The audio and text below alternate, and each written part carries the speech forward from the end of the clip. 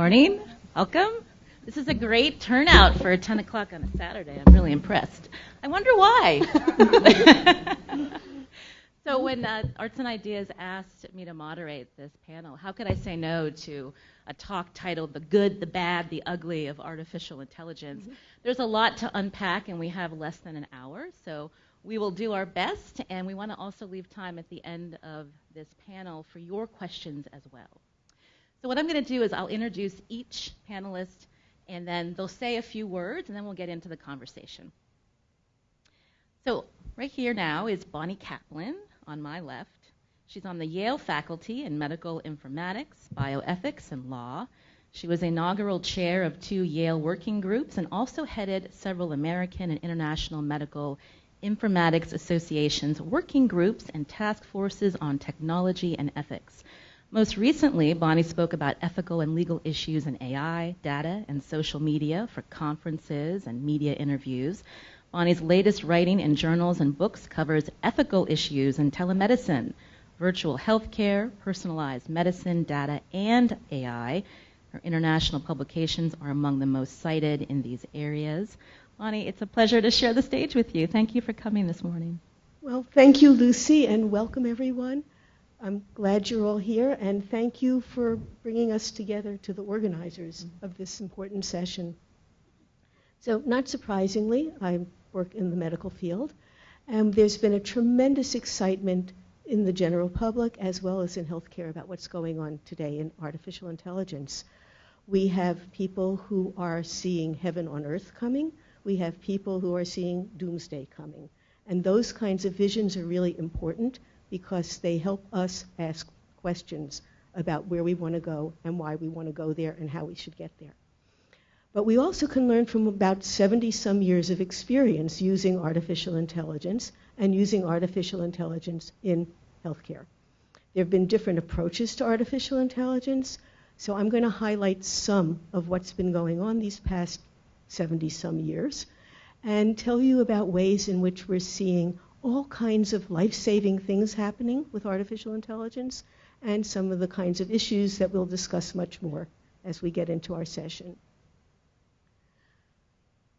Starting at the beginning of when computers came into medicine, there also started to be work done on helping your doctor. So if you go to see your doctor and you have some puzzling symptoms and your doctor may not be quite sure what's wrong with you, he can use his computer, the artificial intelligence programs, to get a list of possible diagnoses and ways to check whether or not you might have one of those diseases. Once we know why you're sick, then the computers can help him decide what sort of therapy to use, or help her know that maybe that drug isn't the right one for you because you may have other drugs that would interact with it and cause trouble, or because your genetic makeup is unusual, but there are enough other people like you to know that this particular therapy works best for people like you, but not for people like me. So those are some of the ways we're getting life-saving uses here. Imagine your daughter becomes diabetic.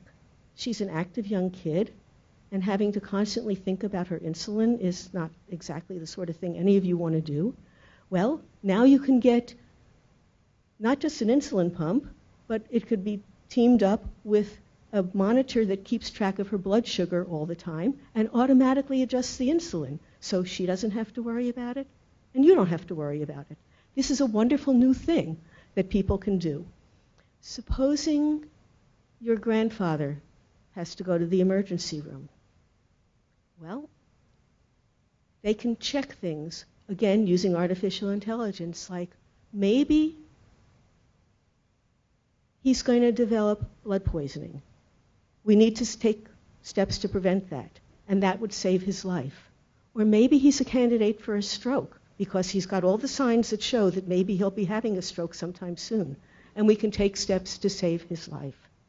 Or maybe he should go to the intensive care unit because that would be the best place to treat him. Or maybe not, because, again, the artificial intelligence can provide the predictions that tell you what's the best way for things to be handled. If he's admitted to the hospital, he'll be hooked up to all sorts of beeping machines and machines that put out squiggly lines and keep track of all sorts of things about him that if they go out of whack, the doctors and nurses get alerted so they can come and tell him and take care of what needs to be taken care of. But these kinds of things raise a number of questions, like, does your grandfather really want to be in the ICU? And how does that decision get made? We're going to see other kinds of questions coming up with, again, some of the wonderful things that are going on, like in cancer care. I already mentioned that there are certain kinds of therapies that are particularly good for certain kinds of cancers or certain kinds of patients. But what if there's not a patient like you in there? So if you've just had your mammogram, there are now programs that do better than many doctors in finding cancerous growths on those x-rays. There are also programs that do better than many doctors finding cancerous growths on your skin. But they don't work as well for people with dark skin as they do for people with light skin. And that kind of issue comes up in a good many predictive programs.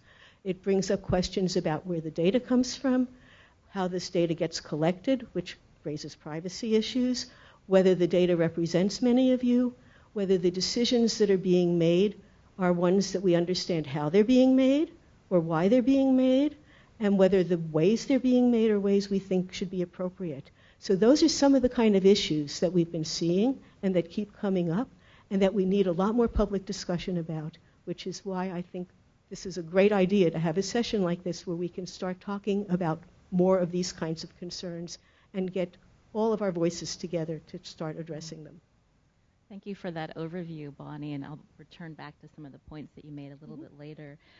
To Bonnie's left is Dr. Anat Lior, who is the A.I. Schmidt Visiting Scholar and Lecturer in Global Affairs with the Jackson School at Yale and a Yale-affiliated fellow at the Yale Information Society Project. Her research interests include AI governance and liability, the intersection of insurance and emerging technologies, and intellectual property law. Anat, welcome to the panel. Hi. Okay, thank you so much for having me. It's a great pleasure to be here and for being able to be a part of this important conversation.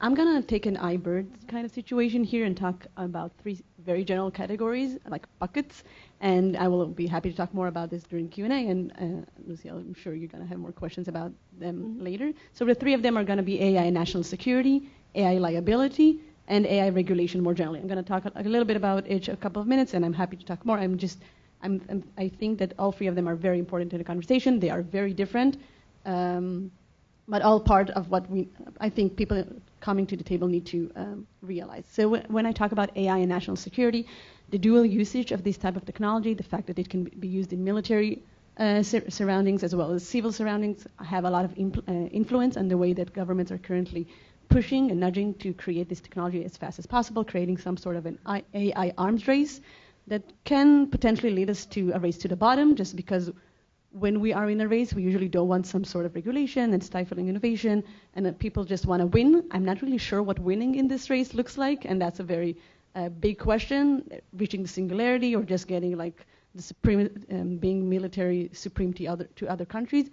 That's a very large question that I think is still an ongoing discussion. It's very different from other arms race that we had in the past, the nuclear race and the race to the moon.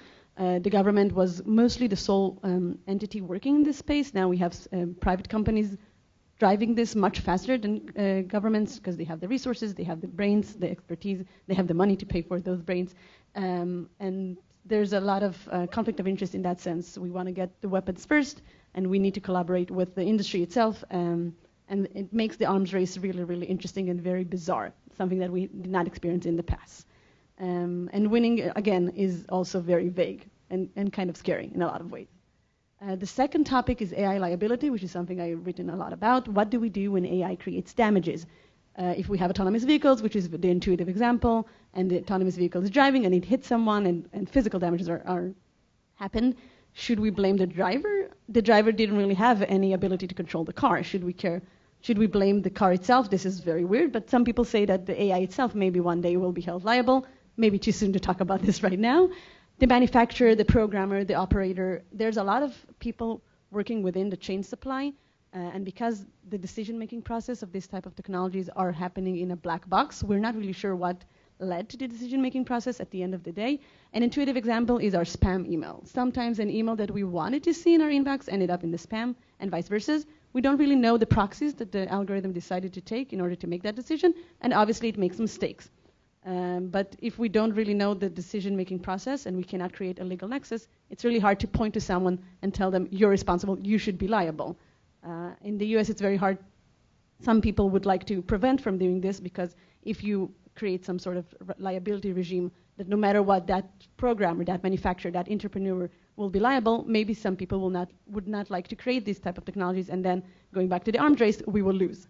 So it depends on the structure of the government and the regulation system, but it also is a very big question. Some people say strict liability, which means that no matter what you did, you will be held liable, just like if you drove a car and you got into an accident. It doesn't necessarily matter if you act like in a cautionary manner.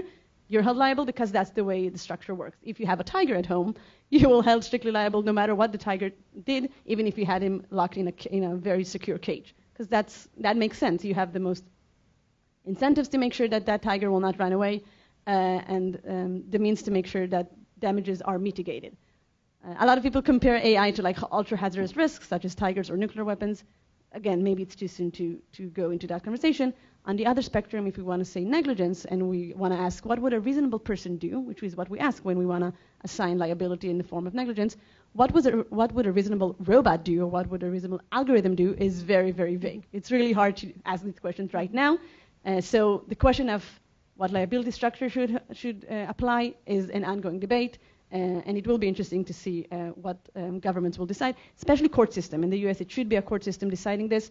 However, we have had some AVs accidents, but it usually gets closed outside of the court.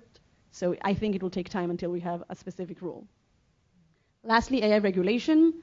Countries such as the EU, which is not a country, but the EU, Canada, Israel, China, and to some extent the US have specific AI regulation. We have the AI EU Act that has just passed like another barrier. It will soon go into law. In Canada, we have a Data Act as well, which creates a classification of risks. If it's a very high risk, you will be very highly regulated. If the risk is very low, you can do whatever you want. So according to the risk level, the regulation system decides what's the amount of classification of measurements of safety to be put on that specific AI activity or AI usage. I'm not sure if AI regulation, like creating an AI act, is the best thing to do, because when I say AI as a policy person, I usually just mean one thing, but when computer science people say AI, it's like a bazillion different things. So creating a one AI act can be very difficult, because you have a lot of specific nuances. In the US, we have a fragmented approach. The federal system has not created any specific law. Connecticut, for example, just passed a law last month creating some sort of committee to submit reports and research more. But I will be probably the first one to say it, but applications such as ChatGPT that creates a lot of buzz and a lot of worries in the community pushes and nudges to create faster regulation, and that sometimes can be dangerous. If we run into creating regulation without understanding the technology itself or its positive and negative implications, we can lose a lot. We can also win, but losing is probably the more realistic approach. So regulation is an ongoing discussion. We had Sam Altman, which is the CEO of OpenAI, which is the creator of ChatGPT, talking in a congressional hearing recently.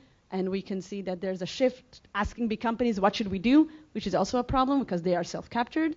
And we are focusing on the singularity problem and not the near-term damages that I think should be our main concern. But it's not easy to regulate. So I don't blame the governments for not doing it yet. There's a pressure to do it because we can feel some more damages happening right now. But if we do it too fast, we might lose a lot. So again, very open discussion, very interesting discussion. I do think regulation should happen soon, but when we have enough information. Thank you, Anat. So we've heard a little of the good and some of the bad. Enter the philosopher for the ugly side of AI.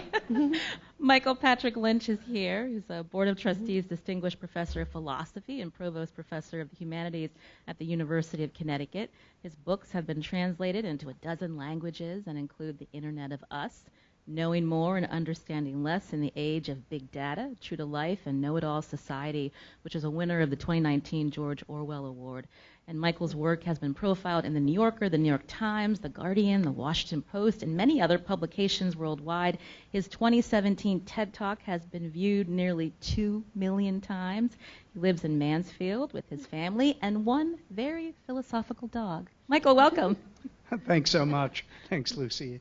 Thanks for being here. So it's hard to follow, my colleagues here, but I guess, look, about a decade ago, I was running around the world posing this thought experiment to people. It goes something like this. Imagine a society where they had their smartphones miniaturized and hooked up directly to their brains. Now, the people in that society would be able to upload and download to the internet faster than the speed of tweet, at the speed of thought. They'd have a world of information in their heads. Now imagine, I said, that they enjoyed this technology for a couple generations. And then suddenly, for some reason, they lost it. What would that be like? I hypothesized at the time that it would be like, well, it would be like losing a sense. It would be like suddenly being struck blind and realizing that you had come to depend on one way of absorbing information, perhaps at the expense of cultivating other ways of absorbing information. Now, a lot has happened in 10 years. We still don't have Neuralink, which is what Elon Musk calls the technology I was just talking about. But I think we all know, and certainly Bonnie and Anat have shown us, that AI is more closely integrated into our lives than ever before. And right now, as we were just talking about, ChatGPT and large language models, LLMs, are changing that equation again. In part by speeding up a process that's already been happening and happening for a long time, that Bonnie was alluding to. And that is that we can use AI to anticipate, or help us anticipate and predict, what other people are going to do, buy, say, and feel. But I don't think we're quite ready, myself. I don't think we're quite ready for the changes that are happening, as we were just talking about. And in part, that's because of this problem that I talked about of anticipation. Put it this way.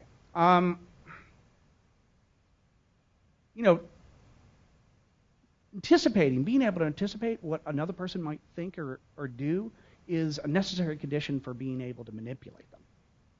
And we've been using AI for a long time, as many of you know, on the internets to manipulate people politically and psychologically.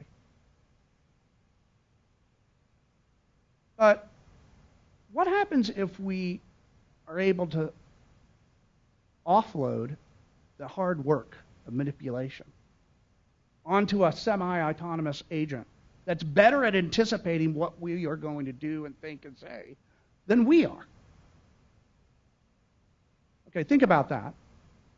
And then think about this, the problem Bonnie mentioned of baked-in bias. Large language models work in part by scraping the internet.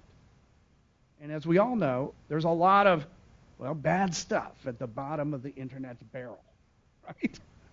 Bad stuff. Sexism, racism, the lot. So it's not surprising, right, that a lot of the chatbots have, when provoked in the right way by users, have surfaced in all sorts of nasty ways, racism, sexism, and actually, in some cases, talk of violence. So think about those two problems together. The problem of possible manipulation and the use of these things to manipulate people for political ends, and that problem of baked-in bias. And then think about things like Mr. Musk recently, perhaps seriously, perhaps not, saying he's going to invest millions of dollars into a new chatbot he's going to call TruthBot. Okay? Okay, last thing. Think about the problem of the dependency I started with, that first thought experiment I raised all those years ago. What happens? Here's another question for you. What happens when we start depending on AI not just to write our college essays or our legal briefs, as is happening now, often not very successfully, but what if we, famously not successfully, what if, however, we get better? The chatbot, we're not chatbot 4, we're chatbot 11. And we start depending on to do those things, but also, depending on AI to be our therapist or to give us parenting advice or solve our moral dilemmas. What happens when we start depending on AI to connect with other people, to do the things that we might have thought were most distinctively human? So those are my ugly thoughts for today. So there's a lot to unpack when we read or hear a lot of the buzz around AI and the fears. The questions are, will AI destroy humanity? Will our jobs become obsolete? And so how do we slow this down from your perspective? So I'll start with you, Bonnie, because you talked about how AI has been helping healthcare and medical providers. But at what point will it just be dialing in somebody's information where the provider won't really have to use the skills that they have developed to provide that diagnosis or treatment? There's been this kind of discussion about every technology that's been remarkable and developed over the centuries. And we somehow learn how to deal with that. It takes time. These kinds of questions have been asked in healthcare for a long time. People are now wondering about, well, if AI can diagnose mammograms better than radiologists can, do we really need radiologists? Well, what if we don't have radiologists? Then we end up with the problem that Michael just mentioned about, will we lose the skill to be able to know how to do these kinds of things if we don't have the computers there? So having those kinds of questions and being aware that these can be issues. The job loss thing has come up over and over and over again since there's been any kind of mechanical work. And people develop new jobs. We haven't had that doomsday yet. So I'm optimistic that we'll find ways to deal with these things and live with these things while we're asking the kinds of questions that need to be asked so that we prevent some of the negatives and maximize some of the positives. And that takes time to work out. And that's part of what's happening. And it's very good that ChatGPT, it turned out to be, brought this conversation to a much wider level. This has been going on for years in various sorts of academic communities, various sorts of philosophical writing, science fiction, the law community, and now it's much wider in public, and that's really important step in the way to dealing with some of these kinds of issues. You mentioned that we have the time to figure this out, but Anat, has there been a shift in the tempo of the advances in this technology, and is that what scares people? I think there has been a shift. I'm not sure if there's a shift, but there's a heightened public awareness that was not existing in the past, because AI has been in development since the 70s with winters and summers that pushed the advancement of this technology. But in some cases, I see this a lot as cyberbullying, just because once you see a lot of bullying happens, you pick up the pace and the regulation has to implement some sort of legislation, and it's usually sometimes too fast, and it's not doing what it's supposed to do. I fear that ChatGPT will create the same effect in the AI regulation community, just because there's a dire need right now, or at least the thought that there's a dire need right now. Something has changed, something has shifted, and we need regulation as fast as possible. regulation is just one of the tools that we can use in order to make sure that AI is being developed in a safe manner. The industry we saw that a lot of people from the industry said this is dangerous, we need to stop, so I urge you, stop. I mean, it's your companies, it's your development. You can try to slow it down and make sure you have some sort of standardization within the industry before you push through and create something that you can go back from or something that is too advanced. I talk a lot about insurance. I risk losing you guys by saying this word, but you can use insurance and policies, insurance companies who offer policies to AI companies, and there are specific policies about AI for AI uses right now, can help nudge these people who creates them or uses them to be safer by creating better premiums and better policies. Again, not regulation, but something that is quasi-regulatory that insurance companies can help. We don't like them usually; they're usually the bad guy. But when we talk about liability, they have an alignment of interest to make sure that we create less damages, because then they will reimburse us less.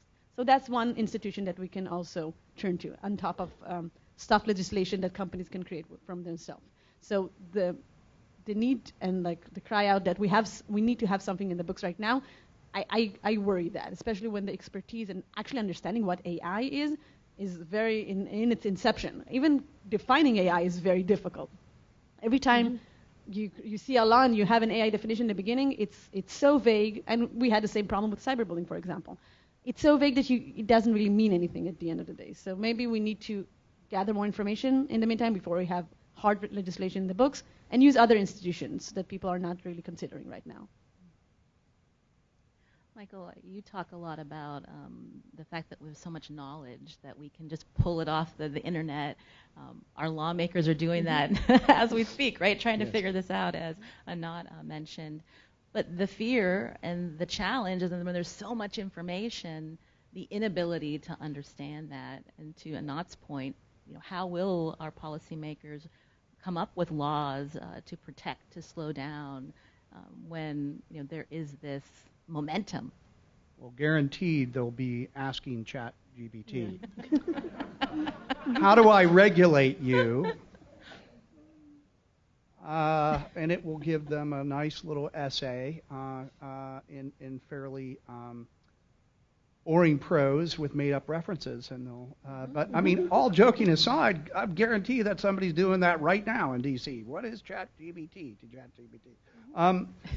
But look, I think the question that we're facing here, in part, the question of knowledge, Lucy, that you raised, is this issue that, the AI is giving us and has given us the ability to do what I called back in the day Google knowing, that is,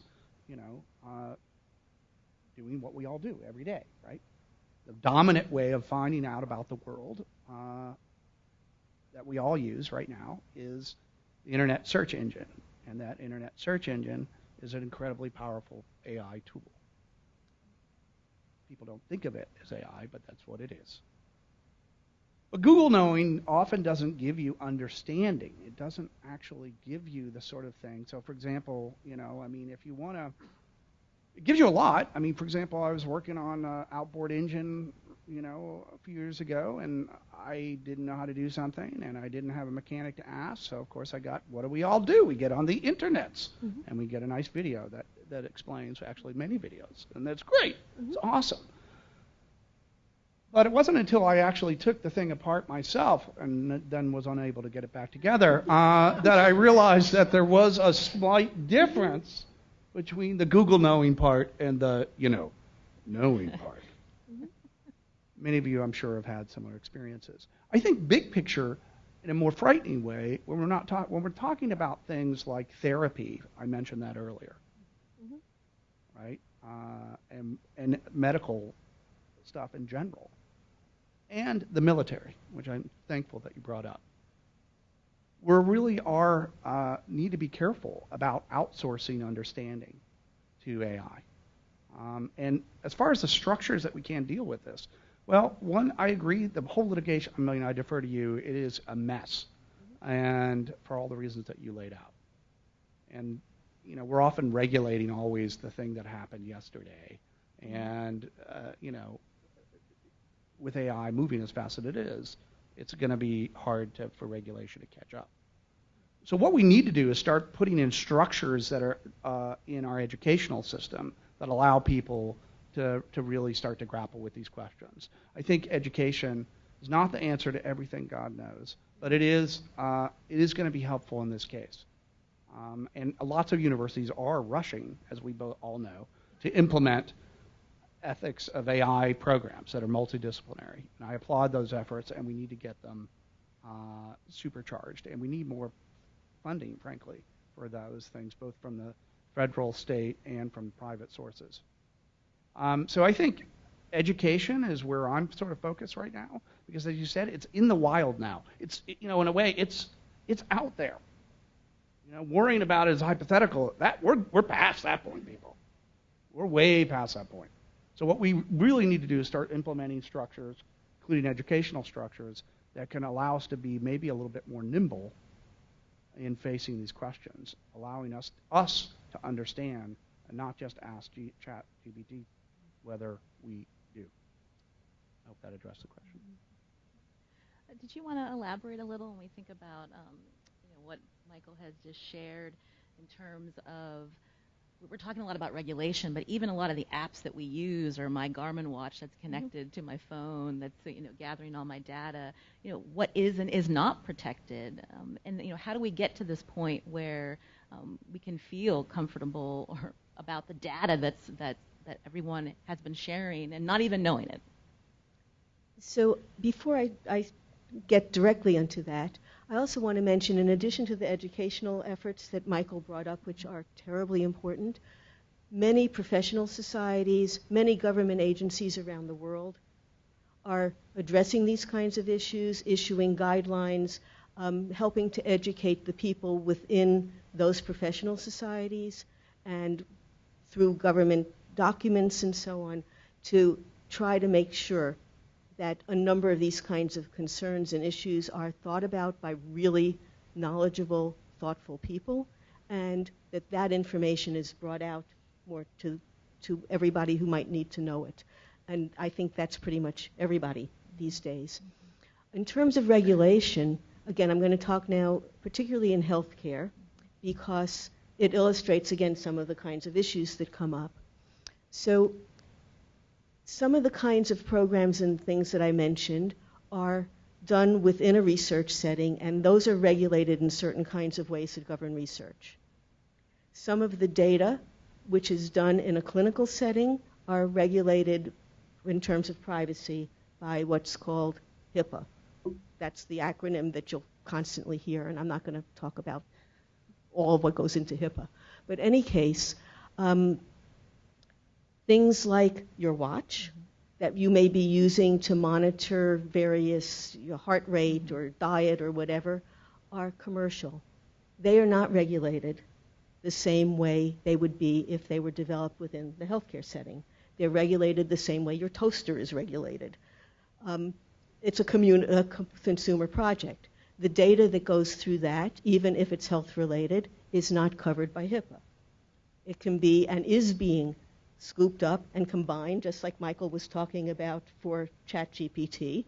That data is being combined and put together with all kinds of other data that's generated by you and me and Anat and Michael and everyone here and everybody else you know, and aggregated in various ways and used for the kinds of targeting that Michael was talking about for manipulation, that can be generating all kinds of problems and issues that Anat was talking about for national security. This is a concern, for instance, with what China might be doing with the data. So it's not taken care of by the kinds of regulations that are in place. And what is and isn't covered by these various regulations, you need to be an expert in law to know about that. And there are experts in law who do just that. But most of us don't have a clue that when you type into Facebook, I didn't feel so well this morning, that's not treated as health data. And even if it were, it's still very vulnerable. Or that if you're using a hearing aid that's very similar to the ones that are regulated, but it's a commercial product, it's not regulated. So we don't know whether it's been well tested, we don't know how well it works, and so on. There's a whole bunch of issues about software regulation as well that if we want to get into, we could talk about, because AI is dependent not only on the machinery, but the software that's involved.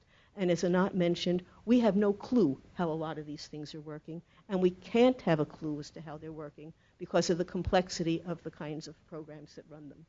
So there's a huge number of issues here that are not just regulatory, but much, much broader, that affect all of us. And Anat, you referred to the black box issue. And Yeah. so Yeah. do you anticipate we'll get to a point where there'll be a glass box that we'll be able to understand these algorithms and how these devices are put together and what they're gathering? That's a great question, because every time I ask someone from the computer science department, everyone gives me a very different answer. One of them says, yes, it will be solved. We can see through a glass box or a white box in a couple of years, and other people say that it will never happen. The explainability of AI and how it chooses the proxies and gets the outcome from our input is always going to be vague. I think there's a lot of interesting research saying that AI itself can help us explain, just like we asked ChatGPT, what is ChatGPT or how to regulate you. I think a lot of efforts will be done in that direction, but there is always the chance that it will forever be a black box. But on the one hand, we shouldn't fear that too much. We are all black boxes in another way. We all have our brains. We have our input and output. Sometimes we can explain what we did and why we did it. And in a lot of ways, and that's why the black box in the AI is familiar to us. It's just very weird to think how to regulate it. But if there will be a future when AI entities will be akin to humans, it's just like us trying to figure out why we made this kind of explanation. And no one can tap into your brain and get an explanation, which is details. I think that at the end of the day, that will probably be the same with AI entities. We will probably get some more explainability, but not all of it, and we will find a balance that we can work with. Earlier you mentioned that a lot of people don't even understand what artificial intelligence means. Yeah. And if we're going towards that future where computers and machines will be like our brains, they call that artificial general intelligence. Yeah. Where do you see that on our timeline, Anat, if you could look into your crystal ball? Some will say that it will never happen. I had a couple of conversations about whether the singularity, which is the AI, what we see in science fiction's book, will happen. I don't have enough technical expertise to answer that, but from what I gathered, it should not be in our lifetimes. So it's not a good answer because our children will have to deal with it, which is something that fears me even more.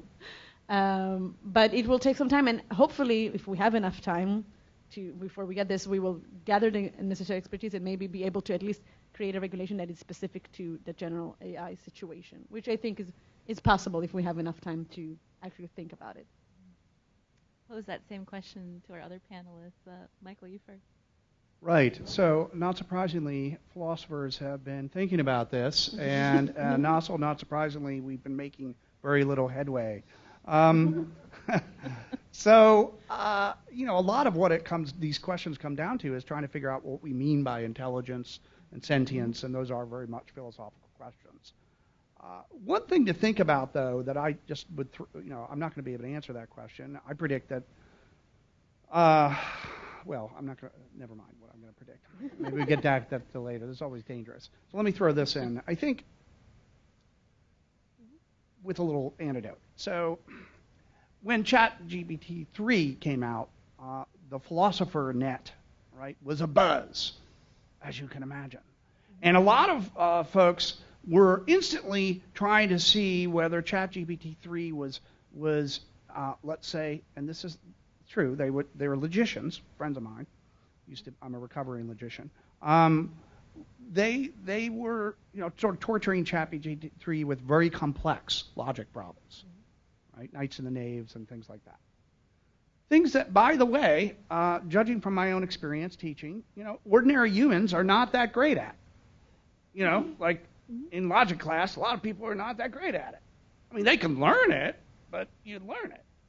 You're not that great, and a lot of people are terrible, right?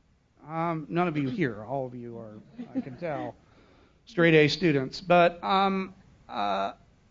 So I was amused by the fact that people were reporting, well, this thing is not smart. I asked it the liar paradox, and it couldn't solve that problem.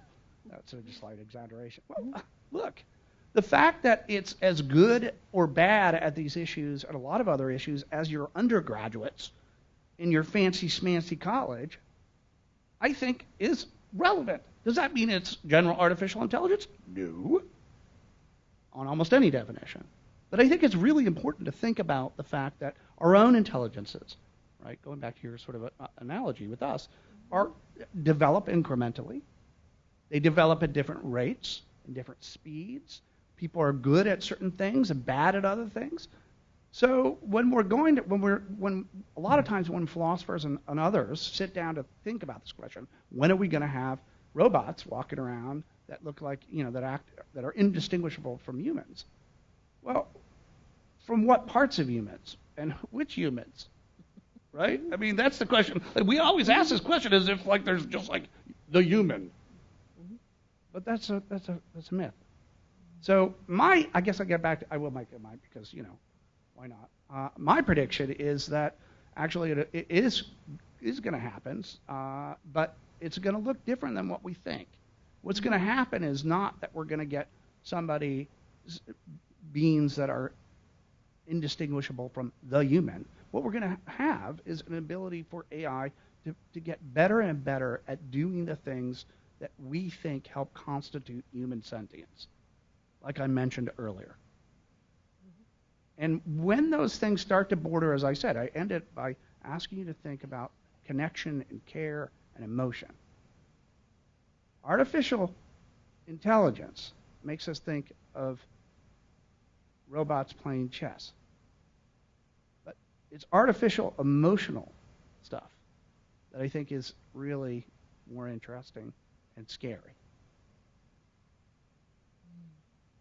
You were talking about robots, and has anyone seen the UK company that's developing the Amica robots that have the facial expressions? Kind of freaky. Maybe not too far off. But Bonnie, earlier I asked the other two panelists to talk about the future, and so when you look at the provider-patient relationship today, and how with these new developments in machine learning and where AI could go from here, how do you see the provider-patient relationship evolving? It changes because people are coming in, and they've been coming in for some while now, with information that they get off the internet. And people who are learning how to talk to patients have to learn how to deal with that as well and say either that doesn't make sense for these reasons, or oh yes, and that's what we're going to do for these reasons, and so on. So that changes. The relationship between the professionals changes too, because again, take the radiology example, but it's going on in many other fields of medicine as well. If you are looking at ways in which you can get readings of images from computers that may be better than from radiologists, that has to change the relationship between the radiologists and everybody else in healthcare. So just like it changes the relationships that Michael was just talking about, it changes the relationships within a healthcare setting as well.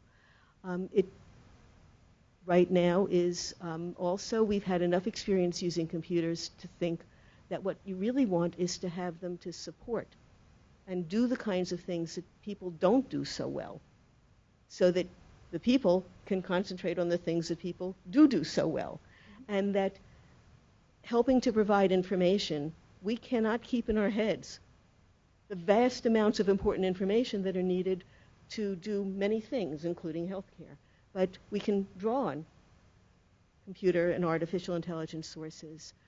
And going back to the question about general intelligence, and then I'll relate it again to healthcare. So in the 1950s, there was a lot of work being done on what was trying to duplicate human thinking. You had the general problem solver program, for instance, that people were developing, Simon and Newell and Shaw. And there's always been, since then, we'll have this in 50 years. Every 50 years you get, we'll have this in 50 years. And of course, we don't have it. But it's very inspirational for people to try to work on doing things like that. On the other hand, we started making much more progress when we ended up being much more targeted in what we were doing. So again, in healthcare, you had these general, every possible diagnosis program.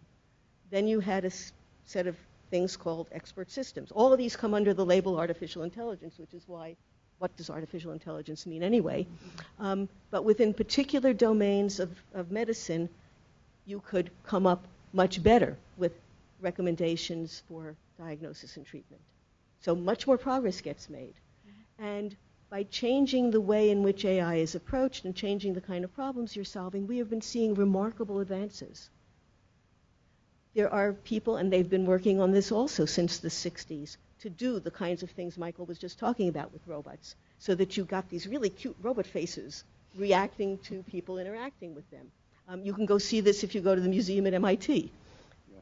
And that's being worked on in a field called affective robotics, which feeds into the kinds of things you're talking about, which feeds into very nice examples of how you can help, for instance, isolated elderly people have relationships at least with something instead of nothing. But it also then raises questions of, well, what are you losing in personal relationships? So there's a whole bunch of things that have been developing over the decades that all feed into these kinds of things. And I don't think it's going to be 50 years before we replace humans. I don't think we can ever really replace humans. But we can certainly augment and use these kinds of technologies in ways that can help things, as well as to be very troublesome. And that's part of why we need to be thinking about which directions do we want to go in. Before I ask Anat to respond, if any audience members have questions, you want to raise your hand, and one of the Arts and Ideas folks will come towards you with a microphone. Do you see the gentleman? And then before you go to your question, Anat, did you want to respond to what Bonnie shared? I have two thoughts right now. The first one is that going back to education, and I want to get questions, so I'm going to do it briefly. Going back to education, I'm currently working a little bit about quantum, which is the next AI, and they're talking about putting it into elementary school and high school. And I think that if we want to learn from the mistakes of what's going on with AI, because we already are using it and we have no infrastructure, just like starting driving a car when you have no roads, going back, even not necessarily in the undergrad level, but teaching our children when they go to the high school, it's something that can be a good thing to start from, because it's everywhere and it's going to infect us even more. The second point, which is kind of a doomsday scenario, but not necessarily, is the fact that when we see that ChatGPT keeps on making up stuff, I think this is a very human thing to do. Yeah. When we don't know something, some of us will say, I don't know, let me check this. But the majority of us will say, oh, it's that, and just make something up.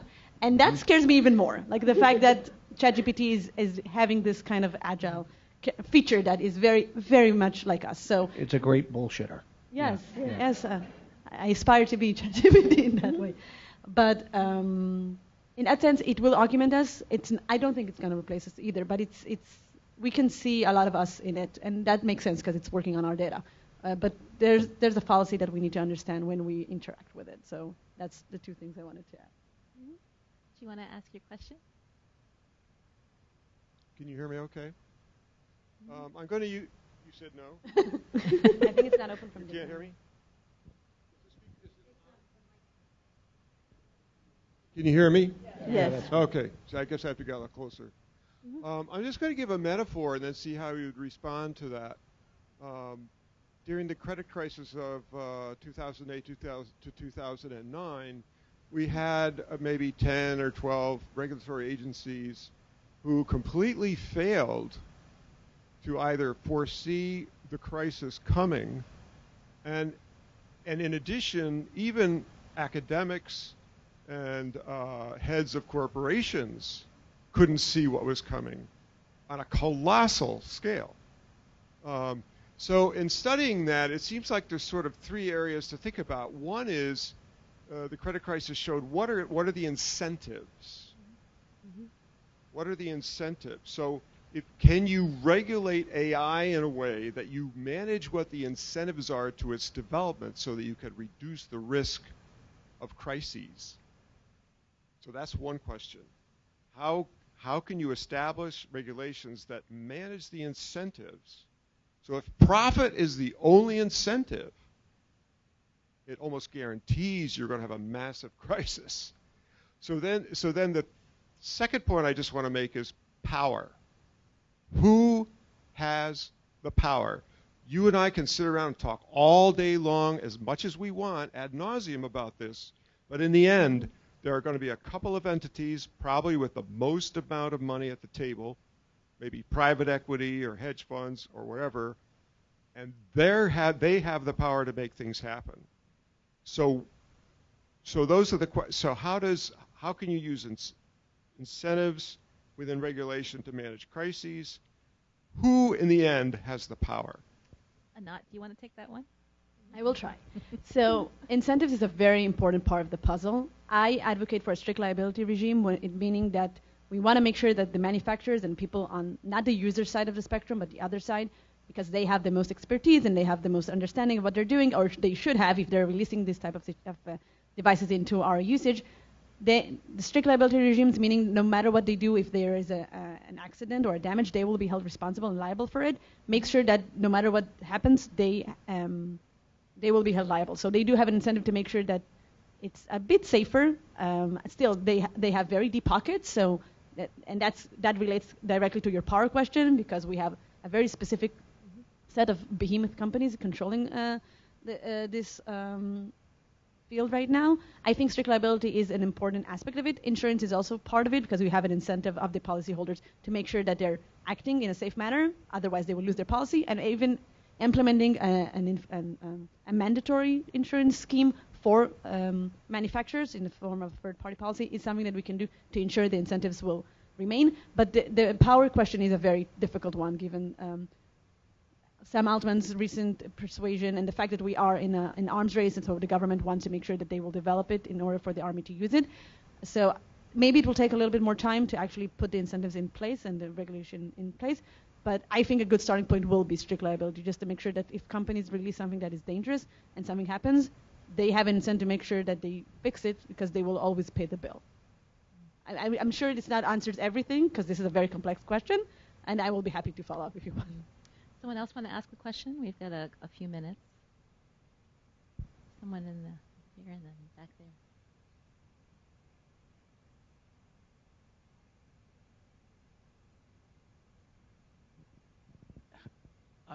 I am interested what you think of Dr. Fenton's warning that AI is going to be more intelligent than humans. Is it more of a provocation in order to induce us to come with a regulatory framework, or what do you think of his warning?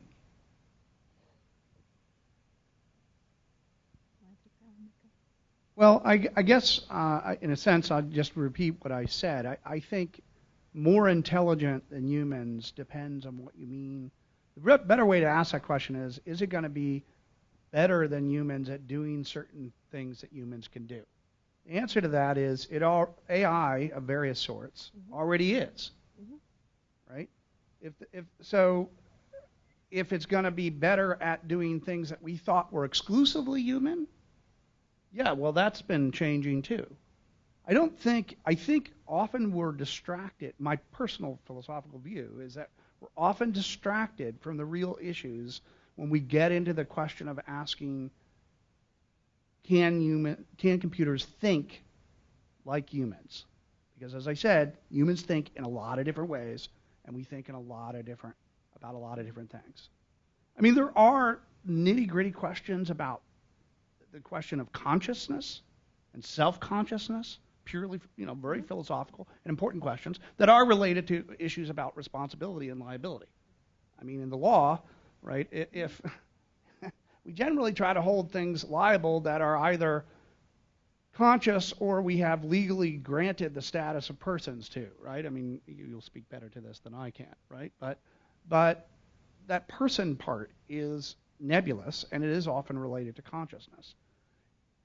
The question of whether AI could become conscious or self-conscious, I used to think no, but I am actually now starting to think that the answer to that is Yeah, hypothetically. Whether we'll ever get there is a different question, right? Because, again, conscious of what is the self, how are we going to measure these things? But I think to some extent we're going to find ourselves in situations where maybe those questions will start to become moot because they become, in a sense, de facto answered by when AI starts just doing so many tasks that humans can do. That's why I kept mentioning the emotional tasks. I think there may be a point in which we start thinking that those questions are just not what I think they are, too crude to really get at the subtle issues that we really need to face. I want to mention as well that in addition to a lot of very brilliant academic minds from many different fields and government regulatory minds, these kinds of questions and issues have been dealt with in science fiction since the 40s. Oh, yeah. And if you want to explore some of the possibilities and the prediction that robots or computers or whatever will somehow overtake us and become smarter than we are, the singularity that Anat referred to, has been also dealt with in science fiction over decades and decades. So those are really neat ways, fictional ways, that you can think about these questions as well, in the same time as enjoying the literature that's It's definitely involved. time to reread Isaac Asimov. Oh, yes. Now is the time, people. Yeah. Mhm. I will admit I rewatched 2001: A Space Odyssey before this panel Right. to get in the right tone. I think we have time for one more question. So wherever okay, great. I have a question that perhaps you view as a little too pedantic, but I introduce it by saying one of the most useful metaphors that I've ever run across is a blind man examining an elephant. And in light of that, you've raised many questions today, addressed many issues, but to my simple mind, the answer you come up with depends on what you define as artificial intelligence. If you don't have a universal definition, you're all describing a different phenomena going in different directions, in my opinion. How would you define artificial intelligence? I think there's a different issue here. It's certainly the case that the term is very broad and used in many, many different ways, and the meanings have changed over the years. Some of this, again, has to do with the question about incentives. If you want to get funded for work you're doing, either through the market or through government, labeling artificial intelligence is a really powerful thing to label it. Instead of being so specific as to say it's going to be exactly this kind of approach with exactly this kind of technology, which will put anybody to sleep if they read it. So there are all sorts of incentives to having this very, very broad term being used. And I think that's part of why this is such a complex topic to be talking about. And you're absolutely right. It depends on how you're defining it, what you're looking at, as to what you're going to say about it. Anat or Michael, did you want to add? There is also a big difference in how you define AI if you're a computer science and how you need to address it when you find it for a legal purpose. I think it's on purpose a bit more broad and vague. And a lot of scholars have argued maybe not use AI anymore, don't use the term anymore, or just don't define it, because most of the general AI that we talk about, we understand what it is.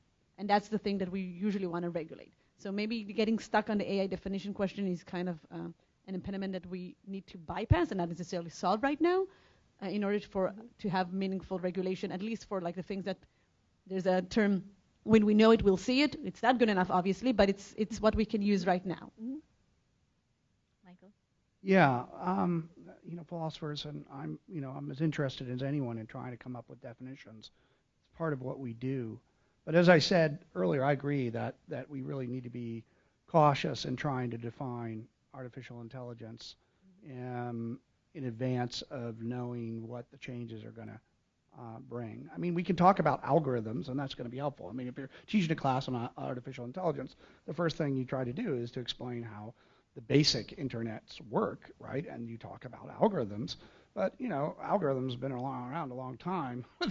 I mean, they're not. It's not the same. It's a way of using them, but that's not even very helpful. It's too. It is an important label for the reasons that was just said, because it is vague. That's why it's taken, like most labels, right? That have power. They can be stretched and pulled in different ways for different purposes, political and otherwise. I just wanted to add one last thing. What I loved about this discussion and was so great is that we've realized that these are not just technological problems. These are human problems. And we're going to need people who are good at thinking about humans as well to help us solve them. That's a good point to end on, because we're over time. Thank you so much. Thank you very much.